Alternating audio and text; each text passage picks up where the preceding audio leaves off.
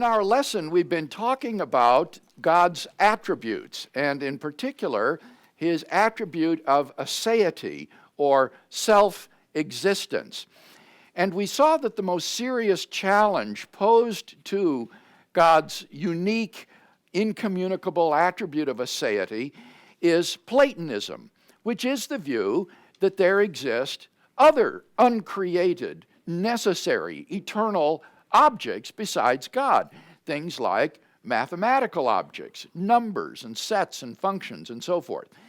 And last week we began to review responses to the challenge of Platonism. So if we could have the PowerPoint slide up again. We have discussed, first of all, the realist alternatives to Platonism, which would take mathematical objects either to be abstract ideas that are created by God, or else as concrete objects, namely thoughts in human minds, or else more plausibly, thoughts in the mind of God. Now these are all realist solutions to the problem posed by Platonism, because these solutions agree with the Platonists that in fact mathematical objects exist. There really are such things. But in addition to these realist solutions, you see on the right-hand side of the diagram a range of anti-realist solutions to the challenge of Platonism, and these are united in denying that there are any such things as mathematical objects. Mathematical objects simply do not exist. There are no such things. And these anti-realist solutions immediately remove the challenge posed by the existence of abstract objects to God's being the sole ultimate reality, because on anti-realism there just aren't any such objects, and therefore God is the only uncreated, self-existent, necessary, eternal being. So let's just review briefly some of these anti-realist solutions. For example, free logic is a type of logic that has only been developed since about the 1970s. It's a very recent development in the study of logic, and according to free logic, we can use terms to refer to things even though those things do not exist. For example, I can refer to the hole in your shoe. Your shoe exists, but it's not as though in addition to the shoe there's something else, namely the hole in your shoe. The hole isn't a thing. It's not an object that exists. What you simply have is a shoe that is shaped in a certain way, but the whole isn't something different. Or if I say there's a lack of compassion in the world, I'm not committing myself to things called lacks. There aren't things out there in the world, objects, lacks, when I say there's a lack of compassion in the world. Or if I say Wednesday is the day of the faculty meeting, I'm saying something true, but I'm not committing myself to the reality of Wednesdays. I'm not saying that Wednesdays are objects that actually exist. Or if I say the pilot's quick thinking averted the terrible accident on the Hudson River, the accident never happened, but I can still refer to it in a true sentence. So free logic is a logic that enables you to talk about and refer to things even though those things don't exist. And what the free logician can say is that sentences, mathematical sentences like 2 + 2 = 4, are true even though the terms in those sentences don't actually refer to anything. There is no such thing as 2 + 2 or 4 any more than there is such a thing as the hole in your shirt or a lack or a Wednesday. So that's the alternative of free logic. Figuralism, the next on the list, is a different form of anti-realism. Figuralism points out that much of our language, a great deal of ordinary language, is figurative in nature. It's metaphorical in nature. If I say it's raining cats and dogs outside, I've said something that is true. But it doesn't mean there are animals falling from the sky. This is a figure of speech for saying that it's raining hard outside. And so it would be inept to take that statement literally. It is figuratively true that it's raining cats and dogs outside. Or if somebody's angry, I might say she's got a bee in her bonnet. And that's true, but not in a literal way. That's a figure of speech. And similarly, the figuralist will say that mathematical discourse is very plausibly interpreted as a sort of metaphorical or figurative discourse. And it isn't meant to be taken literally as referring to things like numbers. These are what one philosopher calls existential metaphors. They're figurative ways of speaking of things, but there really aren't such things in a literal sense. So that would be figuralism. Neutralism is yet a third form of anti-realism.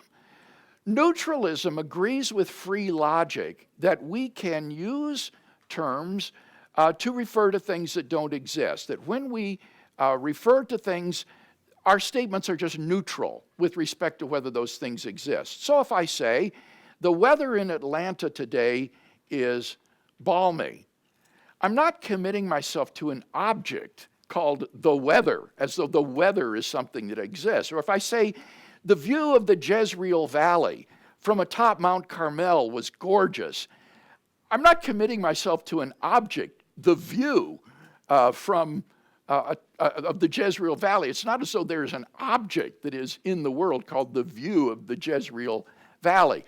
Or if I say the price of the tickets was $10, I'm not committing myself to the reality of objects called prices.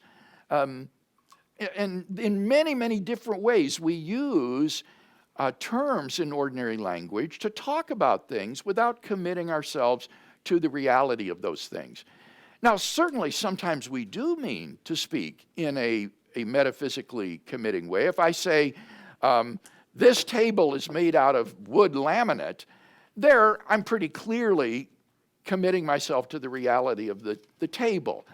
And what will tip us off to whether or not a person is thinking that there is a real object will usually be personal effects, rhetorical statements, maybe emphasizing this, like, it really does exist, or the context.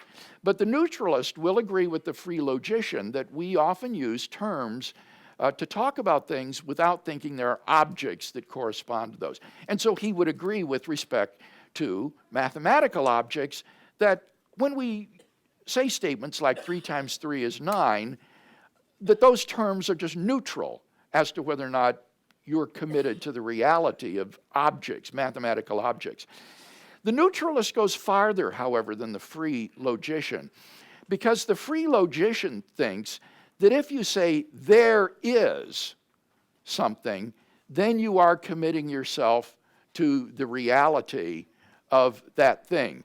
And the neutralist would say that even expressions like there is are ontologically neutral.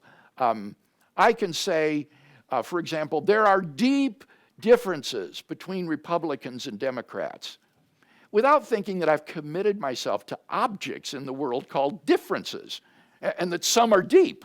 The word there is in English, or the expression there is and there are just very light in their ontological commitments. And it will be, again, personal factors such as context, inflection of your voice, saying, well, there really is an abstract object that will tip you off as to whether or not you mean to make an ontological commitment.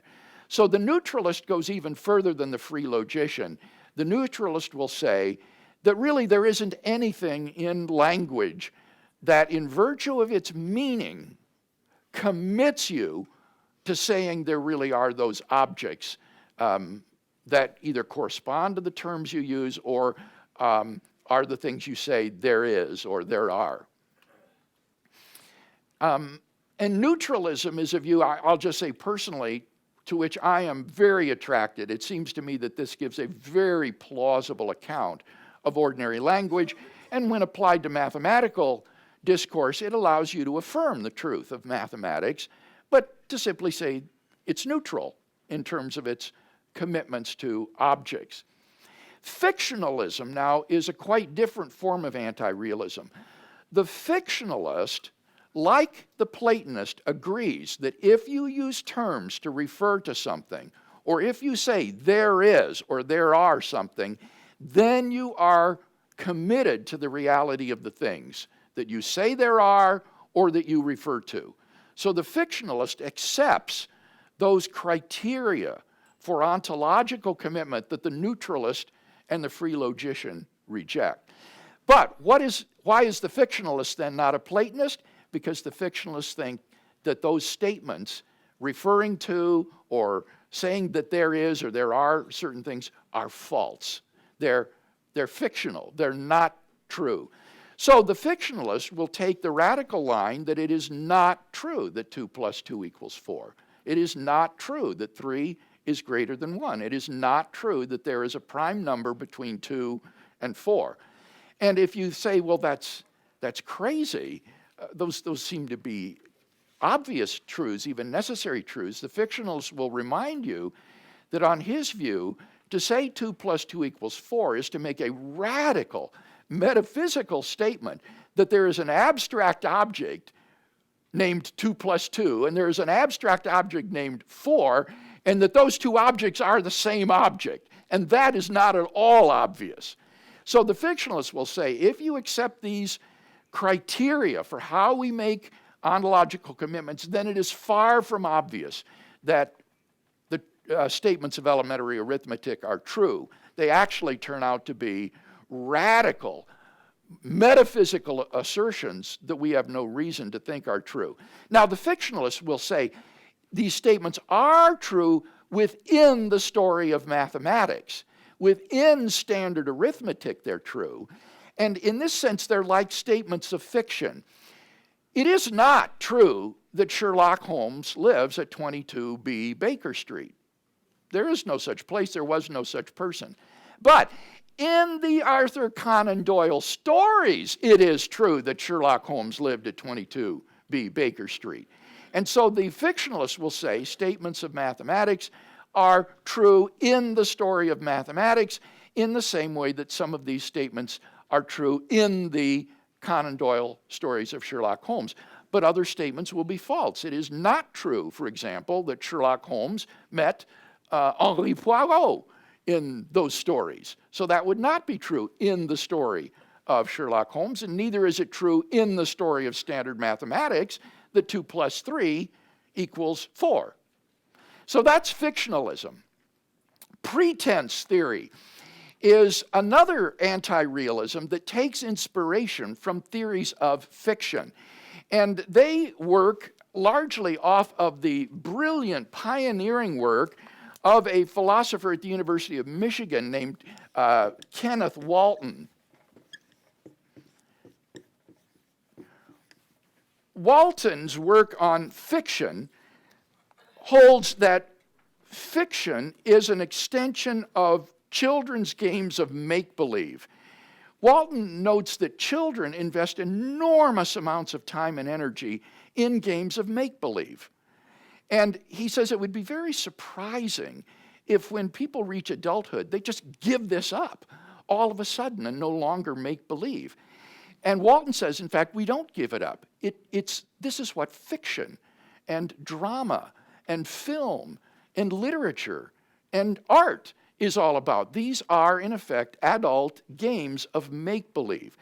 And he says what is crucial to fiction is not that the statements are false.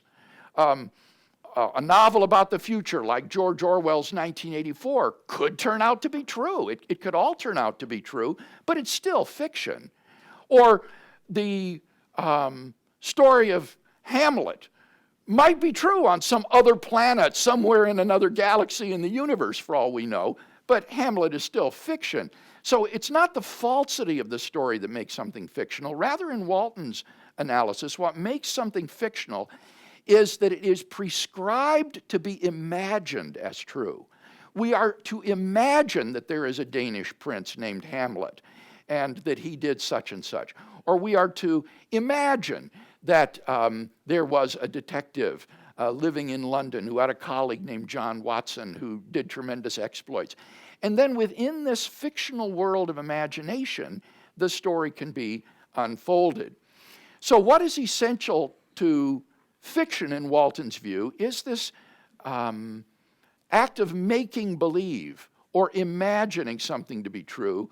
The statements are prescribed to be imagined as true, and they may or may not actually be true. But in either case, what is essential to fiction is the prescription to be imagined as true. Now, apply this to mathematics. In mathematics, we are, in a sense, prescribed to imagine the axioms to be true. You're prescribed to imagine the elementary arithmetic axioms to be true, and then you can derive all of your theorems. Or you imagine the axioms of set theory to be true, and then the mathematician can derive all of his theorems. So the whole thing really is a sort of species of make-believe. And far from being a crazy view of mathematics, this is a view of mathematics that many mathematicians themselves actually entertain. They would say that the mathematical axioms are postulates which you postulate and then you derive your theorems or your deductions from them. But you're quite free as a mathematician to adopt a different set of postulates, a different set of axioms, and to explore that. And so there's a wide variety of set theories that are on offer today. There's not simply a single set theory in mathematics. There's a range of set theories, and these have different ontological commitments. Some commit you to sets, some commit you to a different sort of object called classes, which are different from sets. And so pretense theory will say that because you're merely pretending or imagining these things to be true, you're not committing yourself to the reality of these objects any more than you're committing yourself to the reality of Sherlock Holmes in imagining that this fictional world is the case. Neo-Mynongianism is one of the wildest anti-realisms. This stems from an Austrian philosopher, Alexius Mynan, who lived at the end of the 19th and into the early 20th century. And Mynan was concerned to develop a theory of objects. He called his philosophy object theory in German, Gegenstandstheorie. And what Mynan maintained is that there are objects that do not exist. There are objects that do not exist. He says, although it may sound paradoxical, there are things of which it is true that there are no such things. Unicorns, centaurs, fairies, the accident that was prevented, holes. There are things which do not exist, Mynan would say. And he develops this whole theory about these objects. And so on this view, the neo-Mynongian, that is to say the modern follower of Mynan, of which there are several in the world today, would say that mathematical objects are objects that do not exist. And so that would be one alternative, one form of anti-realism. Another one would be modal structuralism. This is a view that's been defended by Jeffrey Hellman, who is a philosopher of mathematics.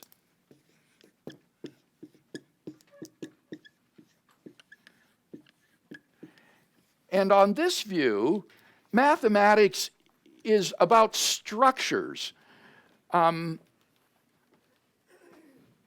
Without going into great detail, the idea here is that numbers are positions in structures. So the third position in a structure would be 3. The fourth position would be 4, and so forth. There aren't objects called numbers. They're just positions in a sort of abstract structure. Now, some structuralists in mathematics think that structures exist. This would be a kind of abstract object. A Platonist would say there are not numbers, but there are structures. But the modal structuralist will say there could have been such structures. So what he would say is that if there were numbers, then 2 plus 2 would equal 4. Or if there were numbers, the square root of 9 would be 3. And so you can see he reinterprets mathematics in such a way that it doesn't commit you to the reality of the objects that appear in those statements. These are simply paraphrased in such a way as to say that if there were such things, it's possible that there are such things. If there were, then they would have these properties. So modal structuralism is what I referred to last week. It's a kind of paraphrastic strategy. That is to say, you offer paraphrases of mathematical sentences that don't involve you in commitments to these abstract objects. Those are just some of the anti-realisms that are on offer today. There's a real potpourri of alternatives, and there are others that aren't even on this list. But I want to just share these with you to give you an idea of the field of options that is open. Now, obviously, in this class, we haven't and aren't going to discuss any of these in detail. But I simply want to familiarize you with the range of options today, lest someone think that the reality of mathematical objects poses an insuperable challenge to divine self-existence and aseity, to the idea that God is the sole ultimate reality. That is not, in fact, true. As you can see, there are a great number of options available to the Christian theist today, which would not commit you to the reality of uncreated, abstract, or uncreated objects of any sort. So Platonism is only one view, a tiny view in the whole range of views about the reality of these objects. And I think that these other views, many of them are very plausible. In my book that I'm going to be publishing on this, I'll be defending a number of these views as plausible alternative to Platonism. But in order for Platonism to be a defeater, so to speak, of God's unique self-existence, he would have to prove that Platonism is true and that all of these alternatives are false. And I don't think anybody believes there's a realistic prospect of doing that. Okay, is there any question or discussion about any of these options that appear on the slide or about the problem that we're dealing with? Okay, there's a question over here. Yeah, a lot of these theories, they kind of remind me a lot of the Transcendental Argument, which I've kind of struggled with. It's the Transcendental Argument, which essentially, as I understand it, is that it's an argument for the spiritual existence, saying that you couldn't have objects such as love or justice and explain that with the naturalistic view. It seems like a lot of these theories would sort of be defeaters to the Transcendental Argument, which I find is an attractive argument, yet I don't know if I can hold it. And so I was wondering what your thought was. Well, I've never heard what you just described called the Transcendental Argument. As I've heard that expression used, it usually means that in order to affirm rationality and logical thinking, there needs to be some ground of this in God rather than in the evolutionary process, because the evolutionary process doesn't aim at truth, it merely aims at survival. And we could survive without having true beliefs. As long as those beliefs are conducive to survival, truth doesn't need to come into the equation. And so on naturalism, the argument is that we have a defeater for thinking that our cognitive faculties are reliable. That's the way I hear and understand the Transcendental Argument. Now, what you seem to be saying is that in order for there to be objects referred to by these abstract terms, you need to have God maybe as the ground for those. And I think that the divine conceptualist might well run an argument like that, because he thinks these are thoughts in the mind of God. So I could see someone saying, 2 plus 2 equals 4. That requires the existence of numbers in order to be true. But what are numbers? Well, they must be thoughts in the mind of God, and so this is an argument for God's existence. And I would agree with what you said, that anti-realism would undercut that argument. I don't use that argument. I don't think it's a good argument, because I agree with the neutralist on this. I don't see any reason to think that the truth of 2 plus 2 equals 4 commits you to the reality of 2 plus 2 or 4. So, right, I usually hear that called the conceptualist argument for God's existence, and I do think that the person who wants to run that argument is going to have to defeat that whole right-hand side of the diagram, and I think that would be really tough to do. Okay, so what you're saying by the diagram is that these, I guess the left side of the column is referring to mathematical objects being mentally true but not metaphysically actual. Is that what you're... The left-hand side, Robbie? No. Like the right side is defeating the left side in that sense. The right side are the anti-realist views, okay?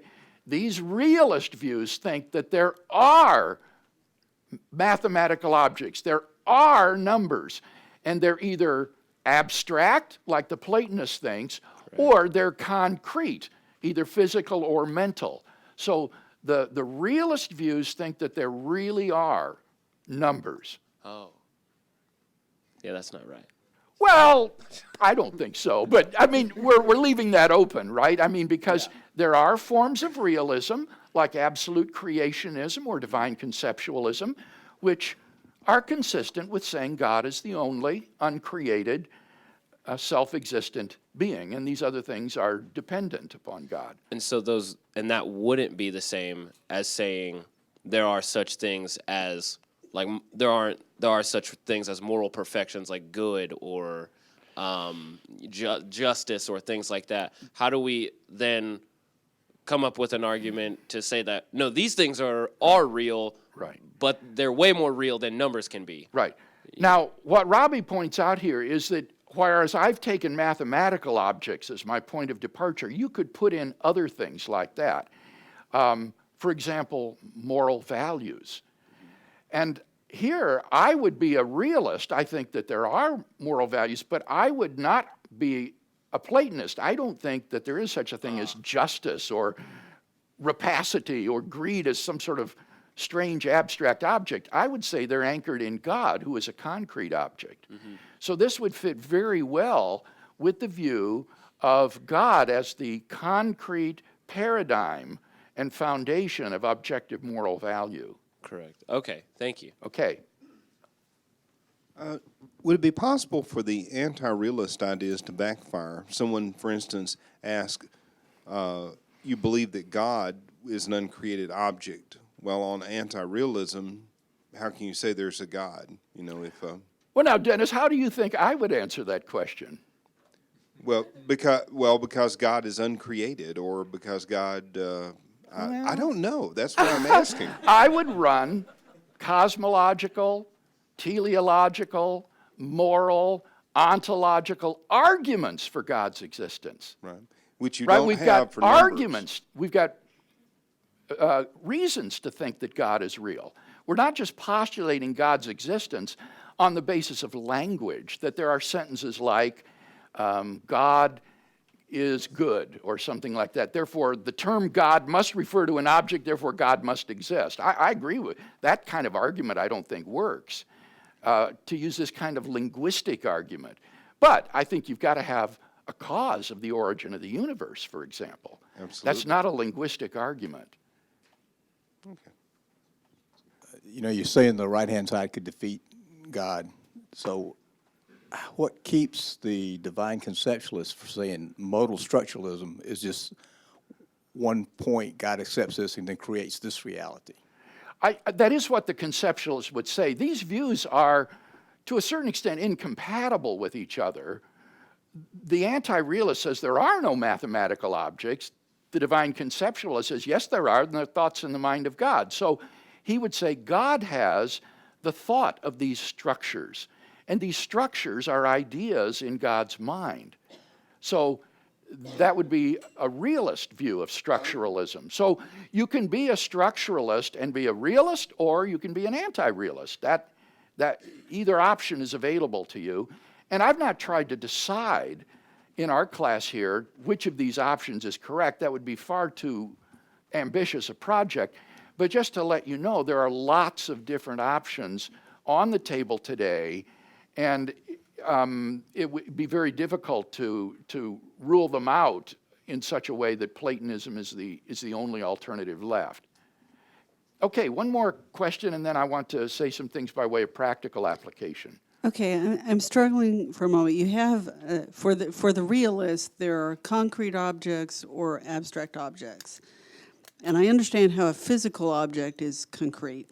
How is a mental object different, a mental concrete object different from an abstract object? All right, I have to apologize somewhat for skimming the surface here because it leaves these unanswered questions. The question that Amy asked is a profound one, and she's saying, how do you differentiate between an abstract object and a concrete object? The most widespread and I think plausible answer to that question is that concrete objects are objects that have causal powers to do things, whereas abstract objects are causally impotent. They are causally effete.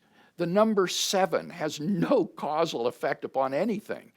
But obviously a mind or thoughts in someone's mind would have causal effects, both on God's part and on our part.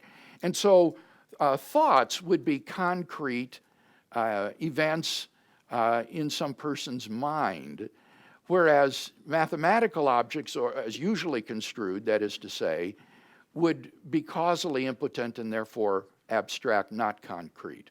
So concrete here doesn't mean material. It means causally efficacious or capable of having causal influence. Now, what practical application does all of this have to our lives? Well, let me mention just 2. First of all, because God is the sole ultimate reality, God ought to be our ultimate concern in life. The theologian Paul Tillich actually defined God as the object of ultimate concern. Whatever is your object of ultimate concern is God for you. And since God is the sole ultimate reality, He is and ought to be our proper ultimate concern. To substitute anything else for God would be idolatry. Now, if I were to ask for a show of hands in the class today, how many idolaters do we have in the class today? There would I was going to say there'd probably be very few, but some have realized, I think, already the implications of what I'm saying. If there's anything else in life that is more of concern to you than God, then you're guilty of idolatry. If your ultimate concern is not knowing and serving God better, then you're worshiping a lesser God. You're falling into idolatry. So God's aseity and ultimate reality is a powerful reminder to us of where our ultimate concern ought to be. Second, God's self-existence includes our selfishness. God's self-existence ought to exclude our selfishness. Another word for self-existence is independence. God is independent of everything else that exists. And this is what man and Satan want, isn't it? Is independence. They want to go their own way, to challenge God's self-existence by opposing to it their own independence. We want to oppose our selfhood to God's I am. And selfishness, I think, can seem very natural until we reflect upon the being of God. But when we understand who God is and His self-existence, then I think we can see how foolish it is, how insane it is to oppose our selfhood to God's self-existent being, and to not treat him as our ultimate concern, and to submit ourselves to him. And so living for God, denying self in favor of God's self-existence, I think makes good sense once we understand God's self-existent nature. Let me just conclude by reading a benediction for us this morning.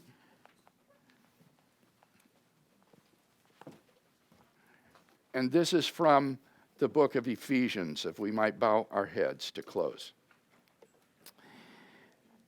Peace be to the brethren, and love with faith from God, the Father and the Lord of Jesus Christ.